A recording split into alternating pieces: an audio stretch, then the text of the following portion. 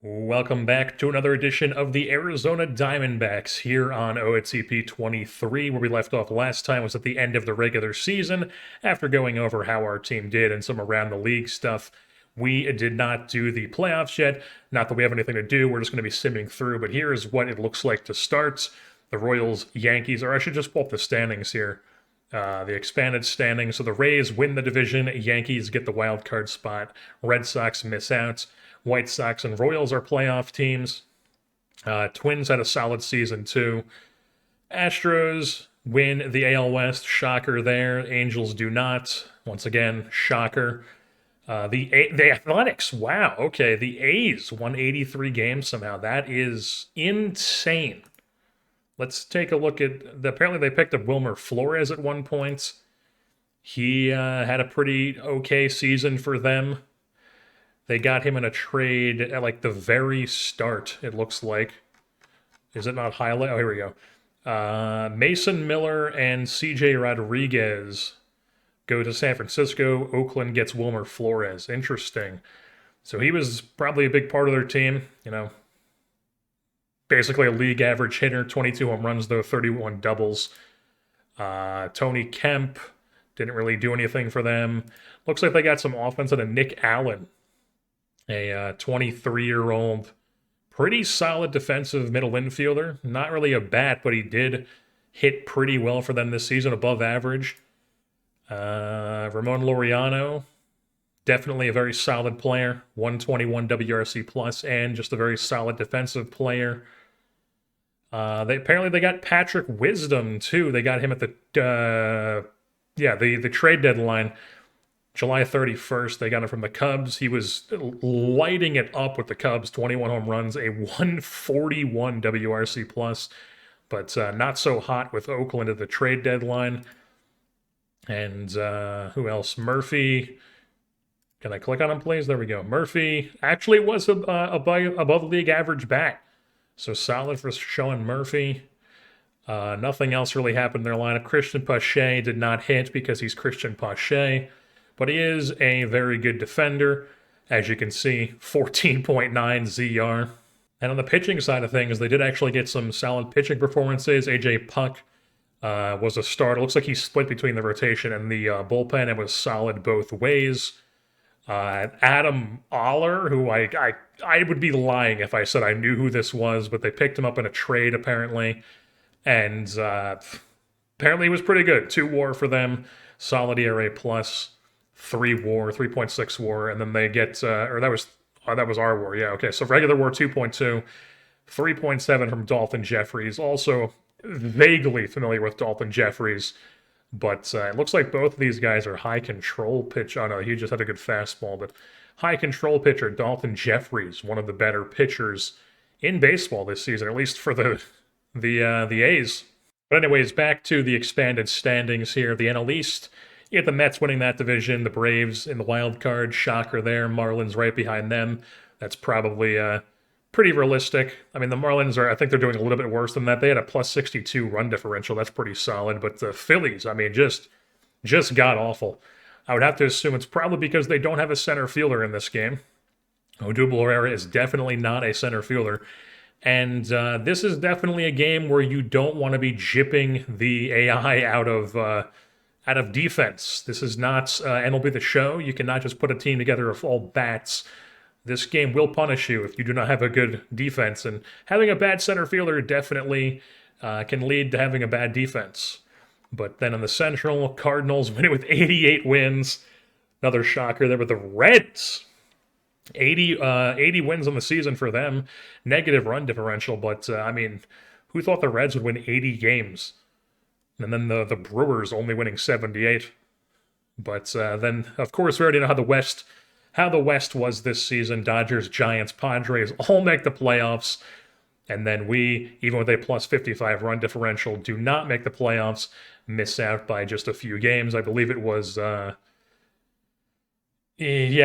games out of the wild card. Ends up being Giants, Padres, Braves who make it instead. Alrighty, so we are here at the end of the playoffs, and as you can see, we have completed one of our owner goals here.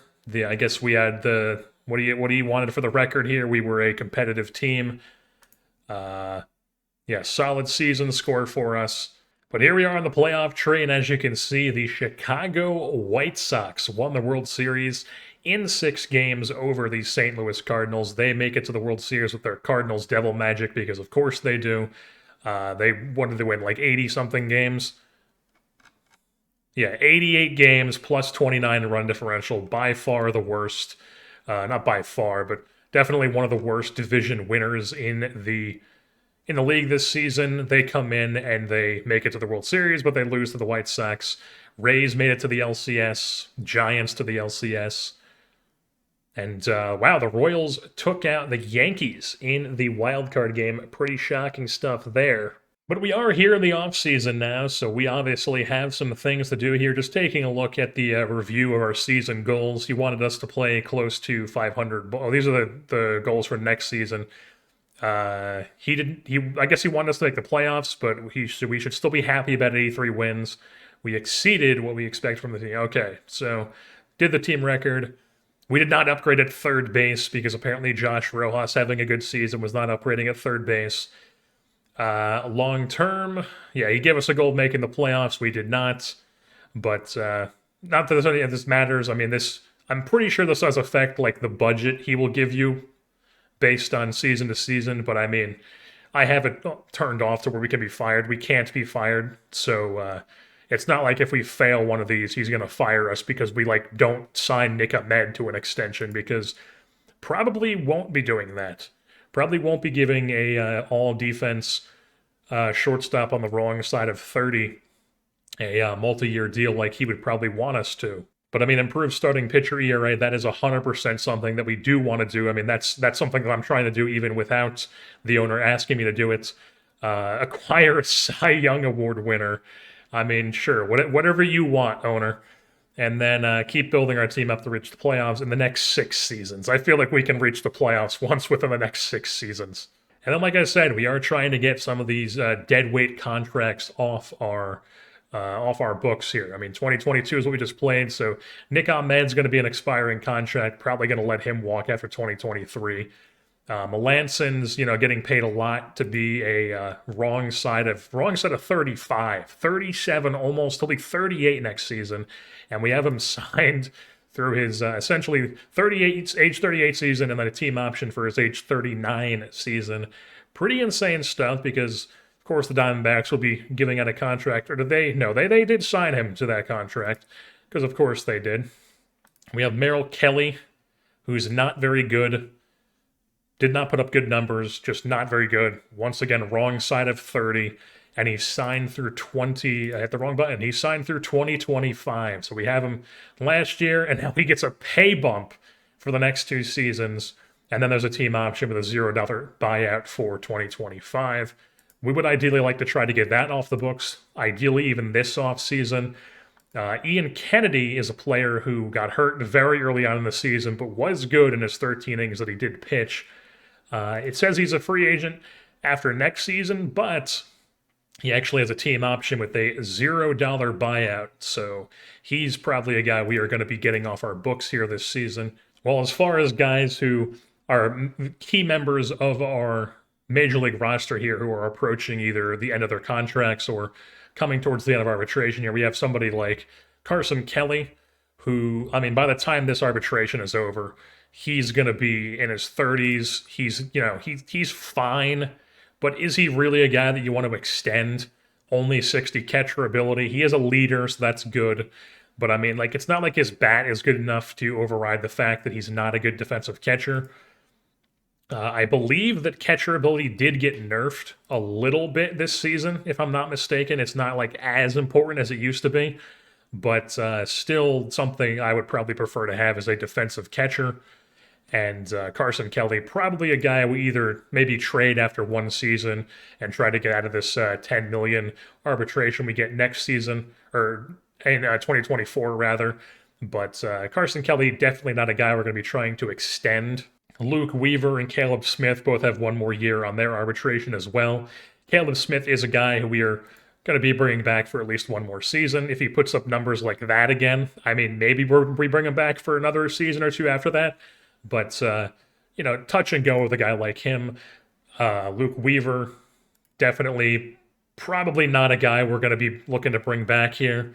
Hasn't really ever shown that he's, worth the being a piece in the Goldschmidt trade, while just not very good. Probably not going to be getting brought back after the one more year we have of team control. Jordan Luplow is an interesting player because he did put up pretty good numbers for us in 214 ABs, only a 1 WAR, but he was really only playing against lefties. And the weird thing is, if we go to his splits, was actually much better against righties. His good hitting came against righties as opposed to against lefties, where he was playing much more against lefties because that's where we had him in the lineup. And he just hit better in his 57 plate appearances against righties, which is obviously a very small sample size and doesn't really mean anything. So, I mean, as a guy who's only on the team to be a platoon guy against left-handed pitching, probably not somebody we're really, really trying to get back this next season. He does have 2 more years of team control left, but he is the guy that I might look to trade here before we head into free agency.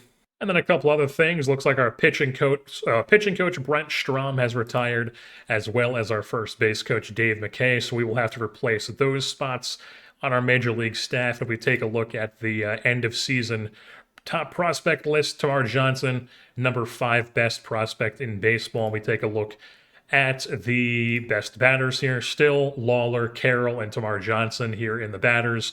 And on the pitching side of things, it is Luis Frias. Okay.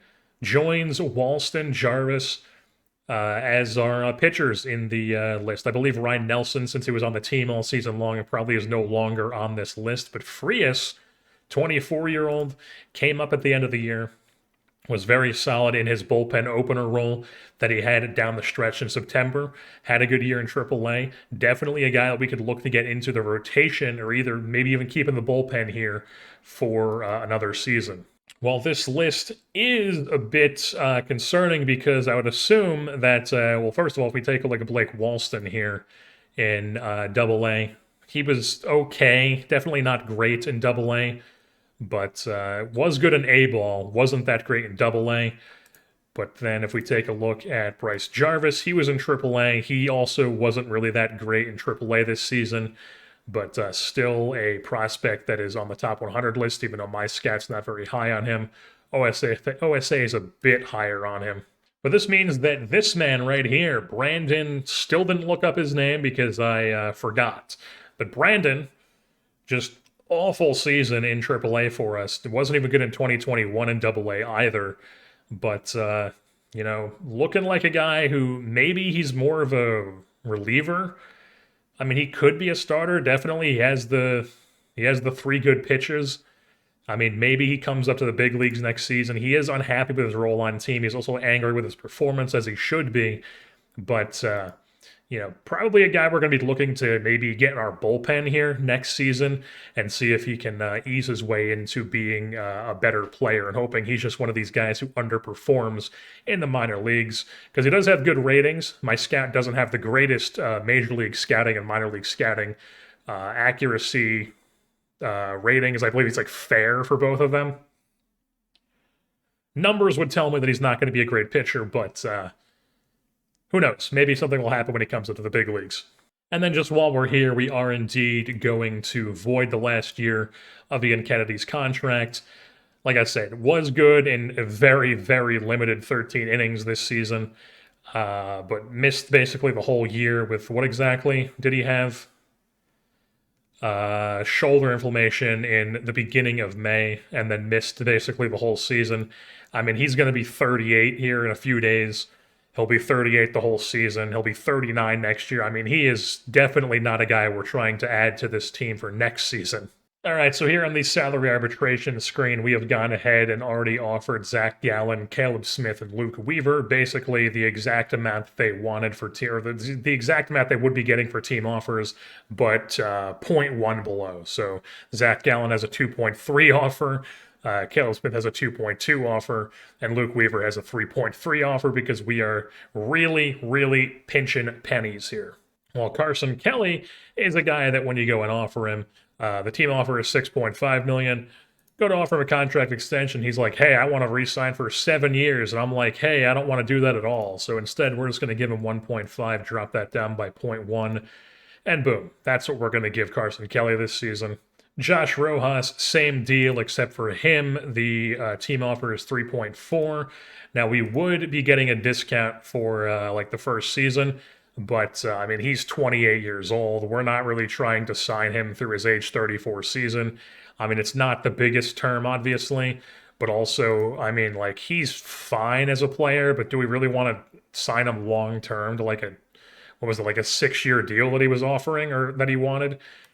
I mean, I don't usually like to do long-term deals after one season of like a sim and OTP because I mean, like all these numbers pre-2022, yeah, they're what he's done in his career, but I mean, does it really matter if it didn't happen in an OTP sim? Probably not. And both this season and next season, Rojas is slotted to get 3.4 million, then it bumps up to 4.8 and then 6.5. So I mean, like I highly, highly doubt I could give him like a 2.4 at 3.4 million. Yeah, no, he is not interested in that. I'm not trying to lose that on him, piss him off even more. So what exactly was it that he wanted? 3.4. We're just going to offer him 3.3 for 1 year, and that'll be that. Mauricio Dubois, for whatever reason, was already quite pissed off. His transactions say normal, but his role on team is he expects to be a starter. He was not a starter this year. He was a super utility guy who was good in that role, but just wasn't a starter. I mean, he probably could start if he really wanted him to, but I mean, I like having him as a super utility guy. And I already tried to offer him, and he's pissed off. So literally, all I did was instead of trying to give him 1.1, I gave him a flat 1 million, and he was like, "No, I'm not taking that." So I tried to give him the 1.1. He was like, "Screw you!" So now we're stuck with the 1.2 or whatever. He ends up getting an arbitration. Luplo right now, we're just going to keep that what it's at. He is a guy I'm going to be looking to possibly trade here in the offseason, though. As you can see, he's also angry with his role on the team. Well, we are not going to be bringing back Ian Kennedy or Oliver Perez or giving either of them an $18.9 million qualifying offer. Matt Strom and Ross Stripling are both free agents without compensation. Strom made $3 million this year. He would want basically like 4.2. I might bring him back. I'm more leaning towards bringing him back to be a part of the bullpen, but even then, probably could get a just as good a reliever. I really don't like giving money to relievers more than like, a couple million at most. I don't like giving long-term or, multiple $1 million contracts to relievers because how I like to build a bullpen in this game is, I mean, I just go in and get like the bottom of the barrel guys with really good stuff and just guys who are extremely volatile and just have a bunch of guys who are like, hey, this guy he can either be the best reliever you have on the team or he's going to be a guy who can't find the strike zone 90% of the time. So Matt Strom definitely could be a solid reliever for us next season, and I still might decide to sign him. But as of right now, we're going to hold off on that because he's not exactly the type of guy that I usually go out and give like $4 million to. Well, the same thing with Ross Stripling. He made 4.25 this season. Was not really that great with us once we picked him up at the deadline. And if we go to offer him an extension, he basically wants the same deal. But I mean, I'm sure I could drop off a few. I could go like 1 year and drop off a few million if I really wanted to. But I really don't want to bring him back. Maybe I decide to do it a little bit later, but for right now, we are also going to just leave him with not an offer. And then even though we did just have a really good hitting season here, I am going to go ahead and fire Joe Mather because he does have a poor reputation, which really doesn't mean too much in this game, but his teach hitting rating is just fair. And I mean, he's not really good at anything else.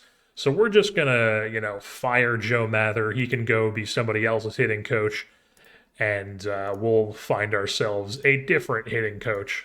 We're going to go ahead and offer this Australian fella, Bryce Bentz, who I'm pretty sure is probably not even... I'm not sure how they do coaches who don't have any history. I mean, is he a real guy that exists in real life, but they don't have any history for him? Or is he just kind of a generated guy in this game? But Bryce Bentz from Australia... We're going to offer him. He's going to be our major league pitching coach here. 3 years, that's fine by me. We'll bump up the salary a little bit. Let's just say I don't know, 615 just as a buffer, as say, hey, here's a little couple extra dollars. I have no idea who this is, but we are going to go ahead and offer Jeff Abbott here to be our major league hitting coach because he is a legendary at teach hitting, legendary at mechanics, legendary at aging.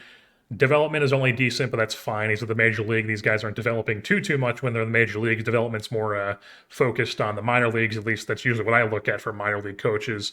So Jeff Abbott here is going to be our hitting coach. Once again, 3 years, that's fine by me. We'll give him wrong button, give him a little buffer of like 560. We'll give him 585. And then we're going to offer this Belgian fella to be our first base coach here. Do I have any idea why there's so many Belgian first base coaches available? No, but we're going to go ahead and offer one because I guess there's a bunch of former cyclists who are now first base coaches. We're also going to go through here in the team salary and just kind of DFA some guys that have guaranteed salary that we don't want on our team anymore. Somebody like Braden Bishop, who, yeah, he's, a fine, like, depth outfielder, can play some center field even, high leader, high work ethic. Definitely a good type player to have, but I mean, we could probably find another guy like him around the, around free agency, around somewhere else. Probably not really a guy we're trying to keep around, so Braden Bishop, we are just going to waive and DFA him. And now he has a minor league deal for this upcoming season. If he clears waivers, that is. And then we can just either release him or keep him in AAA if we decide to go that route. Tyler Gilbert, here's another one, 28-year-old reliever in AAA. Could be a starter too. Has the stamina for it and the multi-pitch mix. But I mean, none of the pitches are really any good. Just a couple of ones that are around average, a couple of ones that are below average. Not really a guy we need to keep around in the system. So we're going to do the same thing with him, waive and DFA him. Humberto Mejia is a guy that we already have waived and DFA to make room on the 40-man when Sean Poppin came back from his injury here in the offseason. But Mejia is just, very average pitcher, hasn't really done anything in the real life or in the sim. So we're just going to go ahead. Also, low leader, low loyalty, high greed. Let's just release him out of the organization. Kyle Nelson is another guy that we did that with as well, where we had already removed him from the 40-man, so he has a minor league deal the next 2 seasons if we keep him in the organization before he hits arbitration. But he's a guy who ratings are, fine.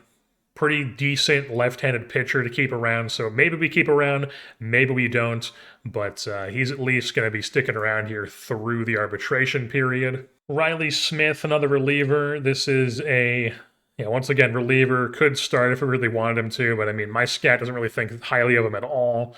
He was pretty good in Reno this season, definitely had some decent numbers down there.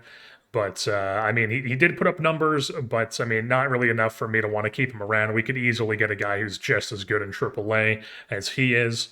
So I pulled up the waiver wire screen here because I was going to talk about how I'm so rusty at OOTP that I didn't even think about possibly trading any of like the quad A fringe guys that we could have possibly traded to a different team for one of their fringe guys, and maybe they're more useful in our situation, or maybe we get a diamond in the rough or whatever it may be. So I go to the waiver wire and I see that there is just a ton of guys on the waiver wire, and one of them is Alexis Diaz, who my scat thinks is absolutely absurd. OSA also thinks he's absurd.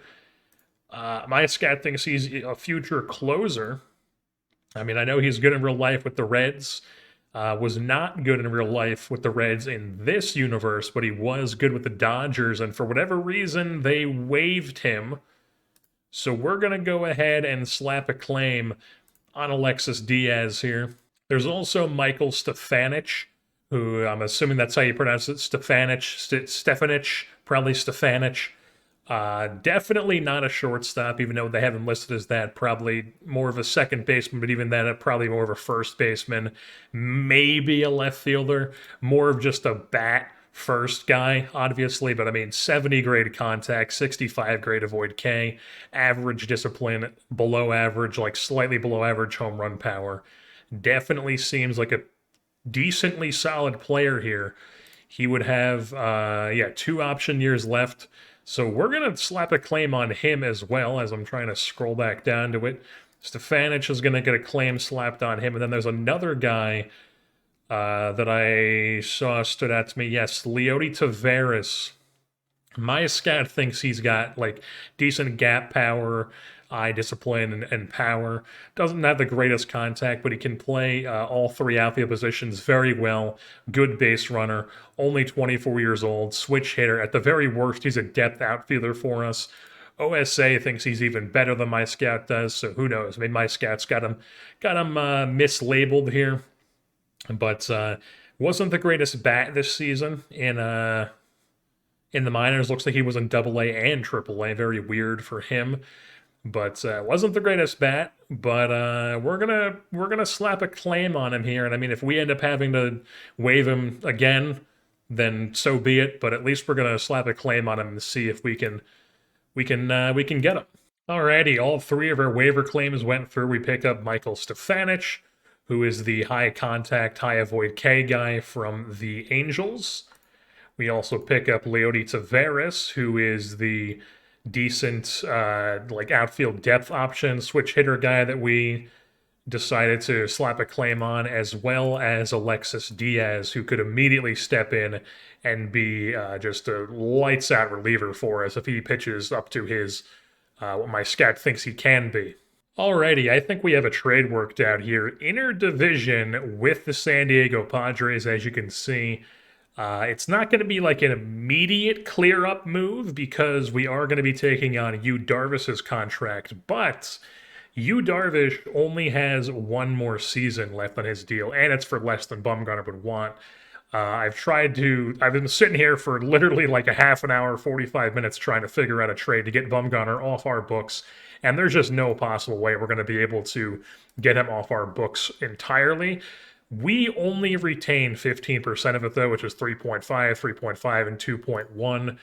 Obviously, pretty significant chunk of change that we would be saving by not having him on the books for 2 more seasons rather than just 1, like we would have Darvish before we're out from Bumgarner's contract, who just was not good whatsoever last year. Darvish, on the other hand, wasn't the worst, but he wasn't great either. Only made 13 starts before getting hurt.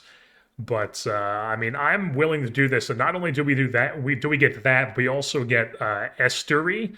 I believe is how you say his first name, Esteury Ruiz, who is seems like he could be a pretty solid bat at center field. Got some decent gap power, home run power, could have a solid eye, average avoid K, slightly below average contact, but very good defensive outfielder. Could play some center field for us. 65 range is a little bit less than I would like in center field, but I mean, overall, I would be willing to take a 65 range guy in center field over what we have now in Varsho, who just was not great in center field for us. And that's the thing, is that we kind of have a little bit of a logjam in outfield right now with not enough outfield open spots on our team. But Ruiz, I'm hoping, is a guy who comes over and is able to fill that center field spot for us this season. He's only 23. He'll be like 24 on opening day. And then the only thing we have to give up is Yanni Hernandez is the main guy we're giving up here, who, I mean, yeah, he could be something. He's got a good eye, good avoid K. Never really going to make too much contact, though. Never going to hit for power whatsoever. Literally just zero power to his bat whatsoever. Was okay in AAA this season, but I mean, not great. He is able to play a little bit of a decent defense, but I mean, we have plenty of guys who could come in and play, a good enough defense that we would be able to replace his defense, is what I'm saying, at second, third, and short. If we ever needed that, definitely wouldn't be a guy I put out shortstop. But his bat doesn't wow me enough to where I wouldn't be able to get rid of him, and we wouldn't be able to replace him. He's fine. Maybe the eye avoid contact does factor into being a decent player, but I mean, I highly doubt it. Well, Matt Tabor is just a guy who's an overager. He's 24 years old in Double A, and he's going to miss the entire season. So, I mean, they're willing to take on him, and they can take him. And when he comes back from his torn labrum at 25 and a half, We'll see if he's even the same pitcher. I highly doubt it. And then Junior Mises, something like that. 23-year-old guy in high A, spent last year in rookie ball, was not that great, but has some decent pitches. I guess he's a 40 potential according to my scout and OSA. I don't really think he's going to be anything good, but I was able to throw on these guys to drop it down because I started off with, I think I was retaining like 35, and I kept being able to drop it down the more of these guys I added. So I'm good with retaining 15% and just getting his contract off the books. We're also going to go out and venture into extremely, extremely dangerous territory in making a trade with the Tampa Bay Rays here. Joe Mantiply and Drew Ellis. I just decided to shop Drew Ellis because he's a guy who was not good in AAA for us. He's on the 40-man roster. I don't really want him, so we're going to see if we can get rid of him and get something for him. Joe Mantiply, solid reliever ratings-wise. He was okay in AAA last year. Good in the bigs in 2021. Not really. He was, I guess, okay for us in the 16 innings that he had. He's a lefty, which, I mean, is valuable. But, I mean, he's a reliever at the end of the day. We do have some guys who are going to be getting in this deal who are probably, just as good of a reliever. Like I said, we're going to have a stockpile of relievers that we can just run through if we need be. Those guys will be Trevor Bridgen, a 27-year-old who expects to be playing in the majors. Might be playing the majors here right away for us, was very good in Double-A. Barely played in Triple-A, but definitely a guy who probably is going to get used by us quite a bit.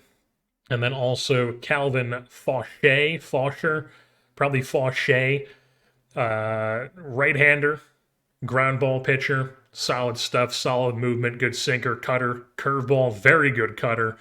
Wasn't the greatest in AAA, but I do like his ratings, and he is a guy to have with plenty of team control here. So we get two relievers to replace Mantiply, and then the big piece of the deal is Isaac. I know it's not Isaac. It's Isaac. I believe it's Isaac Paredes, who is in real life tearing things up for the Rays this season. They picked him up in the Austin Meadows deal that, everybody and their mother reacts to, and the Rays make a trade like that. And they're like, oh no, the Rays, they're trading away a corner outfielder who's towards the end of team control. I can't believe this. It's so much better as a fan if we extend Austin Meadows instead of constantly winning 90-plus games. Anyways, I can't stand that stuff. People love to act like it's anti-fan when the Rays trade away a guy who's been good for them towards the end of his team control because they don't want to pay him past his arbitration. And it's like, yes, is it unconventional? Absolutely. Can their owner actually afford giving contracts to these players? Yes. But does the front office also do a very, very good job of maximizing their talent and operating their team in a way that helps them with their budget restrictions that the owner gives them? Do they do a great job of actually putting together like 90-plus wins every season? Absolutely yes. And somehow, in people's minds, it's worse to be a Rays fan than it is to be like a Pirates fan or an Orioles fan, or a Cubs fan, or literally any other team that's not the Yankees. It's so much better to be a team like the Tigers, for example, who have like 4 years of competing and then spend the next 15 tanking. But anyways, Paredes is going to come in here, and he's going to be probably our DH right away. Hopefully the bat translates, and he's able to be a middle-of-the-order guy for us and just pepper some home runs over the fence here in Arizona at Chase Field.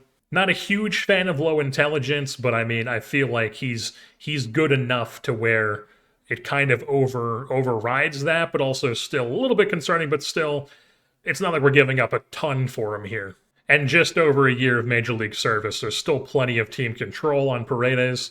I also mentioned that we're going to try to trade Jordan Luplow, and we are doing just that here, sending him to the Houston Astros in return for two pitchers, Jonathan Bermudez and Christian Javier. We all know who this guy is.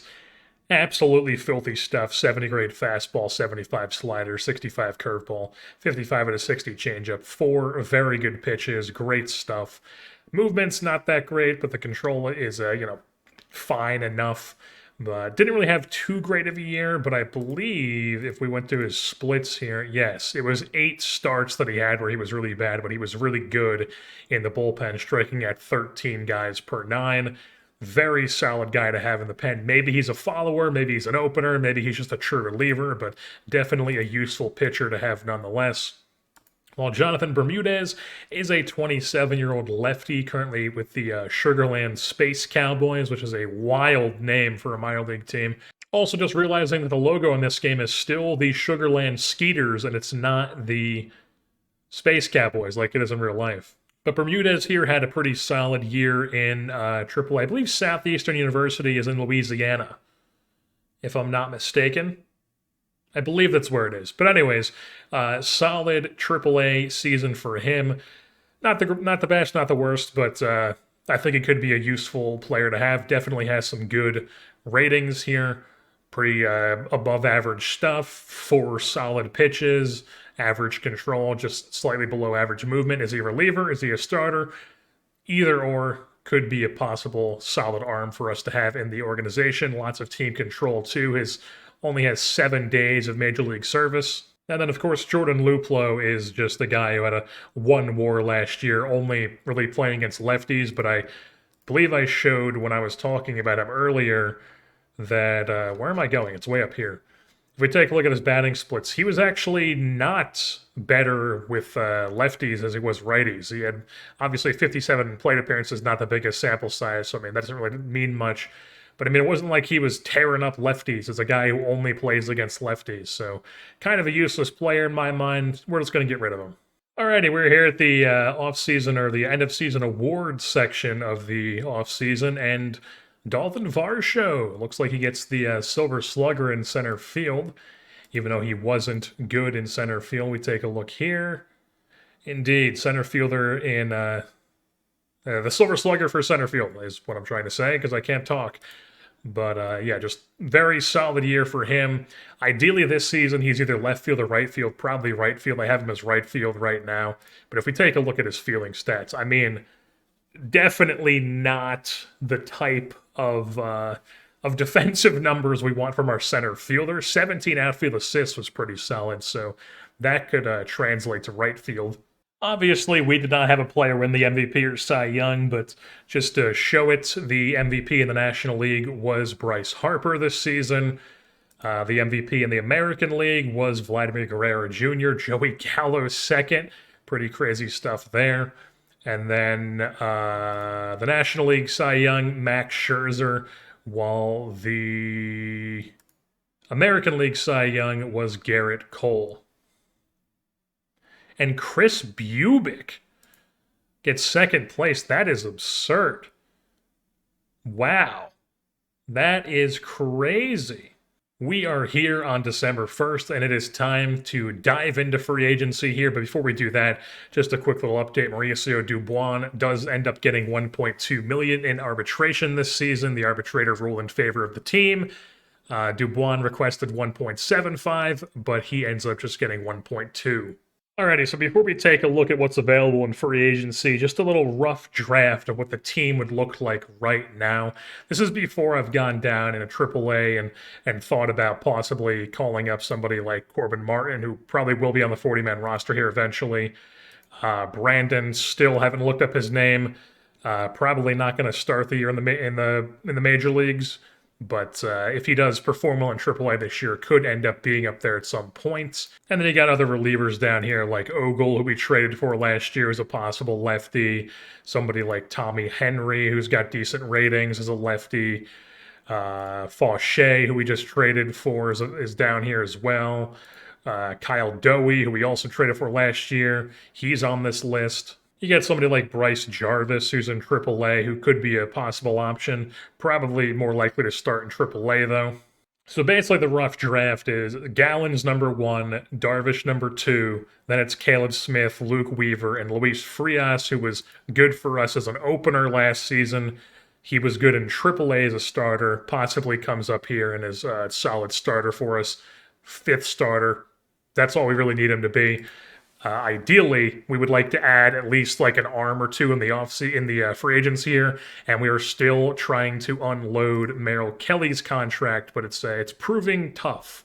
We do have him guaranteed for 2 more years at $8 million, which is not ideal. I'm trying to get that off of our books because we don't want him. He's not good. Well, the bullpen right now, it's looking like we would probably have Alexis Diaz as our stopper, the back end guy, along with Melanson, Bukauskas, and Uceda as the 3 setup guys, and then Nelson, Nunez, Javier in the middle, and then Jonathan Bermudez, who we just picked up from the Astros in the Jordan Luplow trade along with Javier, also in the bullpen. Then just some other guys who we could use as well. Poppin, who was good last year.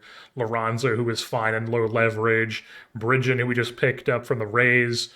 Workman, and Merrill Kelly, who once again we are trying to get rid of. Well, with the lineups, I don't really think we need to change much here. Against righties, I think it's pretty much set here. Really, the only thing that I could really use, obviously we want some depth too. I mean, if the guy really jumps out at me in free agency, maybe I'll look at upgrading here. But I mean, I feel like we're pretty solid 1 to 9 here. Seth Beer probably starts the year as the DH. Paredes ideally is our DH, but maybe right now he only expects to be a bench guy, so maybe he just gets some time as like a corner outfield guy, also third base maybe. I'll probably put him as the backup there as well as the DH, so we get some more ABs, also pinch hitting. Ruiz might be the starting center fielder, or he might be the 4th outfielder, while Dubois might be the starting center fielder, might be the utility guy like last year. Depends on what happens in free agency. Ideally, I'd like to try to get a guy who can play a really good defensive center field, even if that's a guy who we put in AAA, and if somebody gets hurt, he comes up and plays center field for us. All against lefties, a little bit of a change here. Pavin Smith then goes to the bench while Alec Bohm comes in and plays first base, who we picked up last year. Very solid ratings across the board for him. I'd like to see what he can do against lefties. And then Paredes becomes the DH against lefties, doing a little bit of a platoon here. But once again, that is just a rough draft of what things could look like here. Still a work in progress here as we are in the midst of things in the offseason. So obviously we don't have a ton of money to be spending here. We're also not trying to get anybody super long term here. Right off the bat, with the demands I'm seeing Matthew Boyd. Lefty. My scout thinks pretty highly of him for really solid pitches, good control. Definitely not the greatest season last year in 20 starts at San Francisco, but overall still okay numbers. And I feel like he comes here and we put a good defense behind him. And really, we're just like a couple pitchers away, I feel like. I mean, if we can put up an offense like last season, we just get a guy like Boyd to come in and be a consistent guy in our rotation, that could do wonders for us. So he wants 3 years, 7.5 is just what he's just going for immediately. I don't even want to do that much. I want to do 2 years. We'll do team option here for the second season.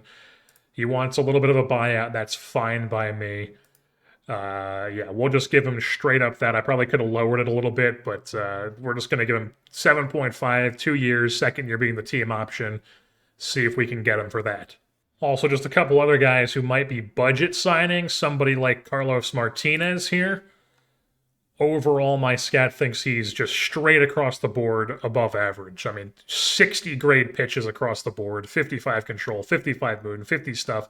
Very average, could just be a very steady starter for us. Looks like he was in San Francisco last year as well. He was okay in between the bullpen and rotation. He might be better as a bullpen guy, honestly, or like a follower, even an opener, maybe. Maybe we just go full Rays this season. Yeah, definitely better in the bullpen. Strikeout numbers didn't really go up too much, but he did walk less guys and was just overall better in the bullpen. So maybe he becomes like an opener for us. Or there's even somebody like Christopher Sanchez here, lefty, very good movement. OSA doesn't think he has as good of movement, but extreme ground baller. I tend to like guys like that. Very good movement, helps the ball, keep the ball in the park. Only got one appearance in the big leagues last season. Don't even care about that. But in AAA, he was okay. Not the greatest, but okay. Maybe we go after him. Right now, I'm kind of more leaning Martinez, honestly, even though Sanchez has more team control and is younger. We're also going to go out and offer just a 1 year, maybe even like a minor league deal, depending on if you would take that, to Estevan Florial, former Yankee top prospect. Could be a guy who can hit a lot of home runs. Big power guy in the middle of the order, maybe. Just kind of a boom or bust sort of guy who can play a little bit of a decent corner outfield, get some good outfield assists, kind of like a Aristides Aquino type player, maybe. High work ethic, we do like that. Very good speed as well. Looks like he was about a league average hitter in AAA last season.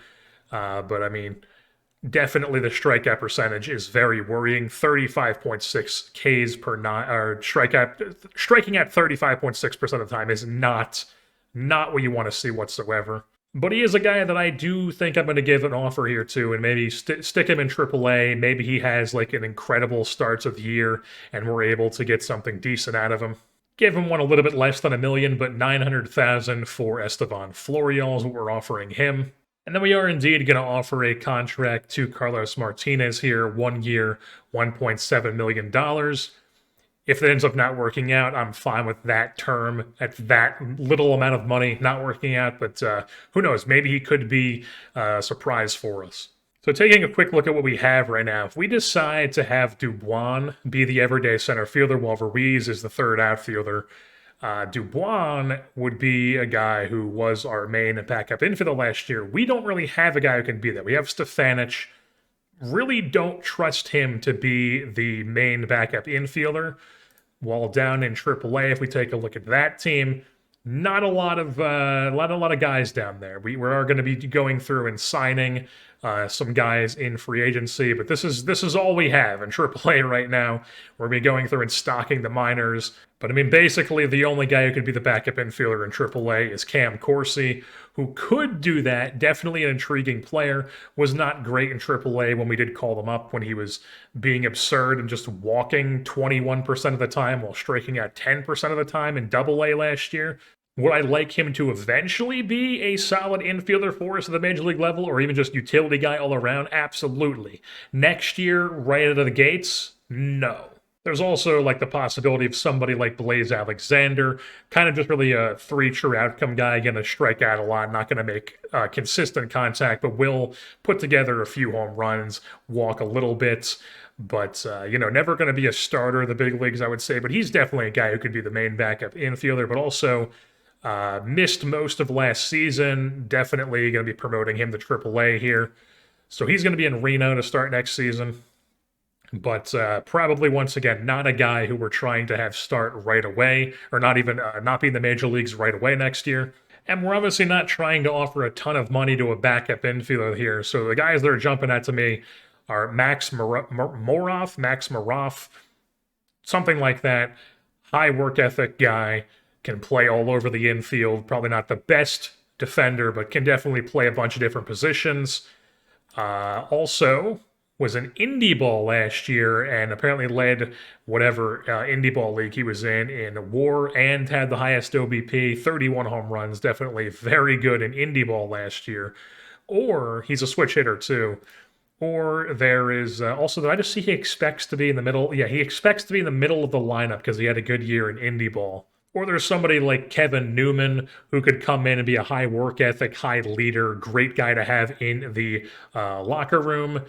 As a bench guy, definitely a solid trait to have. Can play a solid infield for us as well. Going to make a decent amount of contact. Never going to strike out, essentially. Did get a decent amount of time in Pittsburgh last year. Wasn't any good whatsoever. But maybe he comes here and he's able to be our backup infielder. And we are going to give Kevin Newman a deal. He is only wanting a minor league option, so we're giving him $1.1 million here. So I have spent literally like 3 in real life days trying to get Merrill Kelly off my team. Literally just every day hopping on here for a while, trying to figure out some possible way we can get Merrill Kelly off our deal without just DFAing him and cutting him and just, paying him the money that we would be paying him anyways. And it's seeming like that's what we're going to have to do if we don't want Merrill Kelly on our team this year. I mean, maybe I just keep him as depth because he does have an option, I believe. Yeah, he still has a bunch of options left, so we can just throw him in AAA if we really wanted to. His depth, maybe some sort of TCR helps me out. But I mean, really, the only thing that I'm able to do is Merrill Kelly, 35% retained, and Hunter Dozier from the Royals, and that's literally the only thing I've been able to see. And it's not even like we're saving money; we're just taking on a different contract for a guy who we also don't need because he's literally just a first baseman. Sure, he could maybe play some like corner outfield, but he's not going to play any of it well. And we already have plenty of first basemen and corner outfielders on our team, so we do not need to take that on. So we're literally just going to DFA Merrill Kelly and hope that if he does clear waivers, if he gets taken, thank the Lord. But if he does clear waivers, then we will just send him down to AAA probably. Also, I don't believe that I've done an update for how Corbin Carroll did at the end of last season in AAA. As we know, he started in High A, was very good. Double A was also very good. And AAA, predictably, the strikeout rate stayed the same, but he didn't walk as much, and he was basically around league average. Definitely hit a little bit, got on base, but I mean, it's the PCL, so offensive stats are definitely inflated a bit down there. Obviously, the BABIP was super high in Double A, and that was definitely accounting for his time in Double A. But 338 is still pretty high, but that's what he did in High A too. So maybe that's what he is. Maybe he's just like a high 300s or like a 320-ish BABIP sort of guy. Not that like BABIP is a stat that establishes itself over just half a season, but definitely not a guy we're going to be having on the opening day roster here in 2023 when that season starts. But definitely a guy who we are looking at to eventually be up here fairly soon.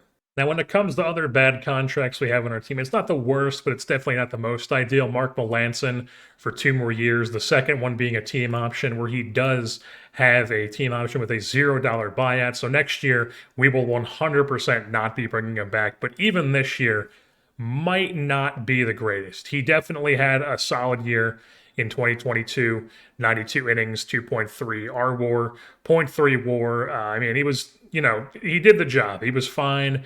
Doesn't strike out guys at all anymore at this point in his career, but he is good at keeping the ball in the ballpark, working soft contact. So maybe he's able to come in and keep doing that for us this season, or maybe he's, not going to be a good reliever for us. All right, looks like we're not going to be trying to get into a bidding war with Matthew Boyd here. As you can see, it says Atlanta's giving him the best offer, but you got to offer him, man. The Yankees are going after him. We're not trying to get into a bidding war with the Yankees, and we're already cash-strapped as it is. So Matthew Boyd is not going to be a D-back. All right, so I did a little looking, and Trevor Williams here, pretty average, slightly above average pitches across the board here for him.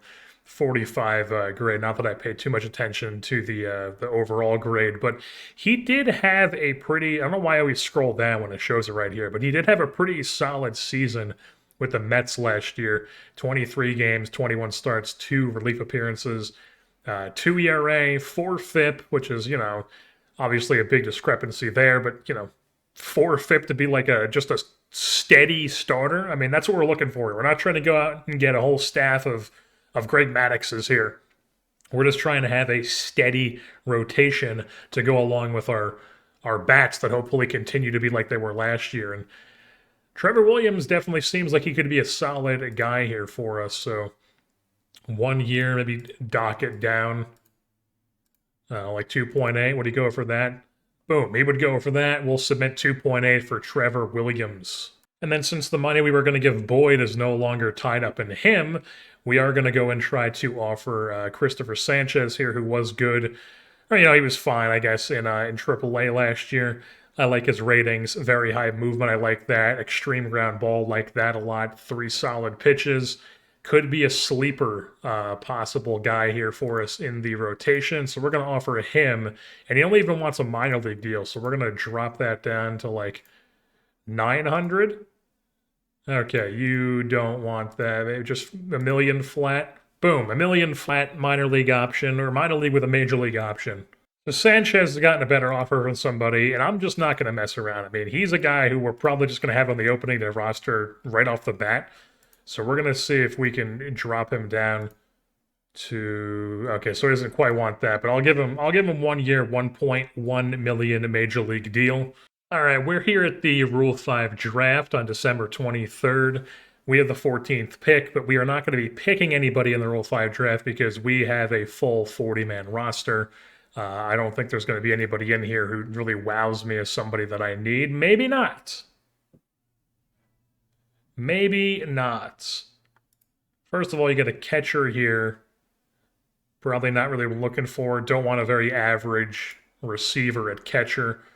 But somebody like Emmanuel Valdez, who I noticed on the Astros, in the Astros organization, I was just looking around at trades. Guy who was not that great, pretty bad actually in AAA last year, but very good in AA. Like, tore the cover off the ball in AA. Ratings are very impressive. Thing is, he's once again more of a first baseman, corner outfield type, and we already have so many bats like that. I mean, like, could he come in and play for us? Yeah, but do we really? Is he really any better than anybody we currently have? Like, is he better than a Pavin Smith? Probably not. Is he better than an Alec Boehm? Also, probably not. Who else? Seth Beer. Is he better than him? Probably not. Paredes? Probably not.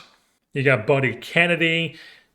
Probably around his production, I would say. I would say the other guy's probably better, but Kennedy's, he's perfectly fine, capable corner infield bat. So we did not end up taking anybody here in the Rule 5, and we also did not lose anybody in the Rule 5 either, so that's solid. Just some names I'm seeing here, though. Josh Winkowski looks like he's going to the Tigers. JP Sears is a familiar name. He's going to the Pirates. Tigers making the bold move of having 3 players on their roster this year be Rule 5 draft guys. So we did end up signing Estevan Florial, so we need to make room on the 40-man roster for him. And the man we will be removing from the 40-man roster, I believe, is going to be Leody Taveras. He is the odd man out. I claimed him knowing that we might have to waive him at some point. I'm hoping it clears, but if not, it's not the end of the world. We did end up securing the signing of Trevor Williams as well. He is now a member of our rotation, and that means we have to open up a spot in the 40-man for him as well. Just because he's such the odd man out, we're going to do it with Melanson here. I mean, the movement's still good. I mean, he was, like I said, he was, fine last year. Probably going to be worse this year if I had to guess. We're going to DFA him. I've already tried trading him. There's just nobody interested in a reliever that old who's really not that effective anymore. So we're going to DFA him and just have him in AAA if he doesn't get claimed. We just got up to the Hall of Fame voting results, and a miraculous 99.3% of the vote goes to Alex Rodriguez in his second year on the ballot. He is a Hall of Famer. The girl boss himself has done it. And then we also just got Christopher Sanchez to sign, so we have to open up a spot in the 40-man for him as well. The odd man out is Braden Ogle. He is a man we picked up from the Philadelphia trade last year with, or was that the Sophs? I already forget what trade I've made. Yeah, that was the Alec Boehm deal at the trade deadline. Zach Davies for Alec Boehm and Ogle and Dowie. Dowie and Ogle are currently both on the 40-man. I feel like Ogle's the worst of the two, and also just low work ethic, dogs it too often. Don't like that entirely, so we're going to waive him. I doubt he gets claimed, but if he does, oh well. So we are now here in the preseason, and good news, our owner has decided to raise our budget from $148 million up to $160 million. So I believe that raised our budget total from 21st in the league to 20th. What a generous guy. Since we're not going to be signing any more players, because really the only thing I would really want to add is a starting pitcher, and I'm not going to sign Trevor Bauer, because 1, he's a shithead, and 2, he's also out for the entire season. But then there's also just a bunch of, like older guys, injury prone, like middling starters. I don't feel like we need to add any more of these type of guys to our pitching staff. So here's what we're rocking with our budget right now. 16 million player development, 17 million budget, and then just the 5 million flat international amateur free agent budget. Not the biggest finance head here, and it's not like I know the exact amounts that are the best to do here, but we have money to spare, so I'm putting it in these numbers right now. We're also going to go and buy out the last 2 years of Zach Gallen's team control here. That would sign him through his age 29 season, 8.3 million each year. He was asking for 9.3. We're going to give him 8.3 here. We're just going to go into submit that offer. If we take a look at the salary page here, where's that guy? Here we go. We're going to be overpaying him a bit for next season, assuming that he, gets this exact amount. He could have a great season, and that gets bumped up a bunch. But I mean, even if he stays where he is, we would be saving on the second year at 10 million flat.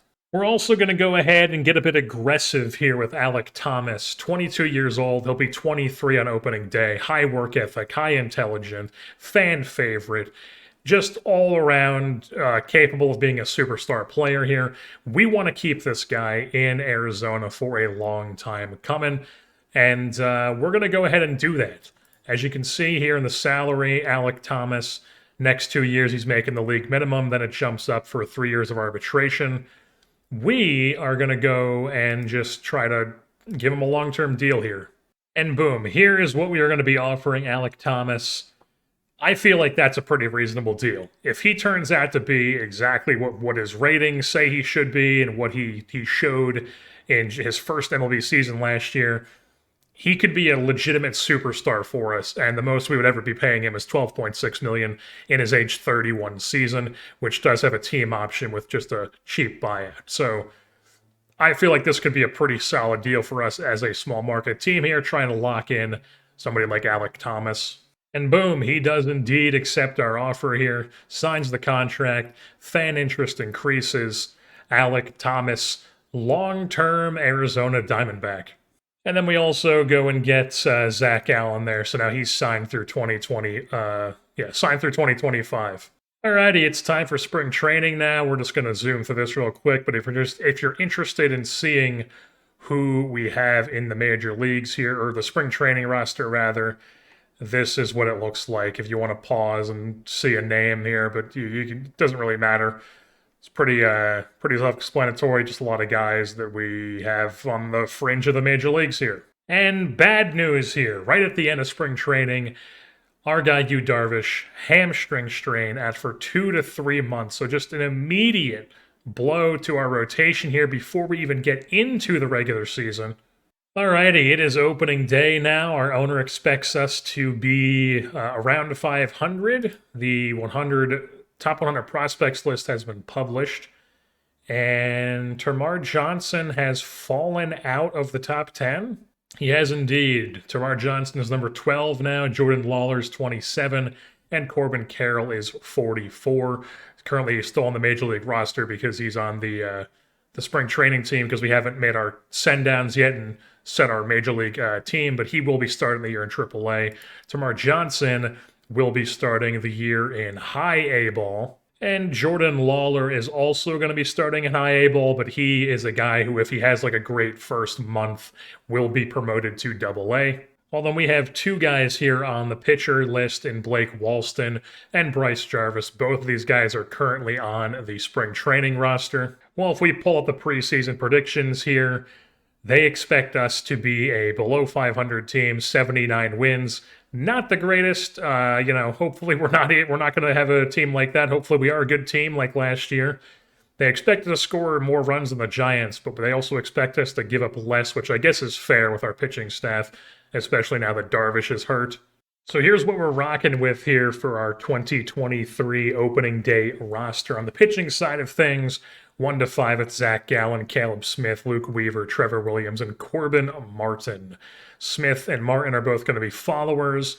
Smith last year spent a year split between the bullpen and the rotation, and I can't pull up like his actual splits of like, what he was in like the relief and then starting like he was I could in the offseason for his last season, but he was much better in the bullpen than he was as a starter. He wasn't bad in the starter role, but I feel like pairing him with just a good opener would be a pretty good strategy. So Smith's the follower this year, and the openers are going to be a combination of Luis Frias, who was good in the bullpen and an opener last year, Carlos Martinez, who that's basically what I signed him for, And then also Christian Javier, who's just very nasty, and I feel like his stuff just coming out there being 110% for an inning is going to be pretty nasty. Well, the bullpen is Alexis Diaz is the stopper here, eighth and close game as his uses options,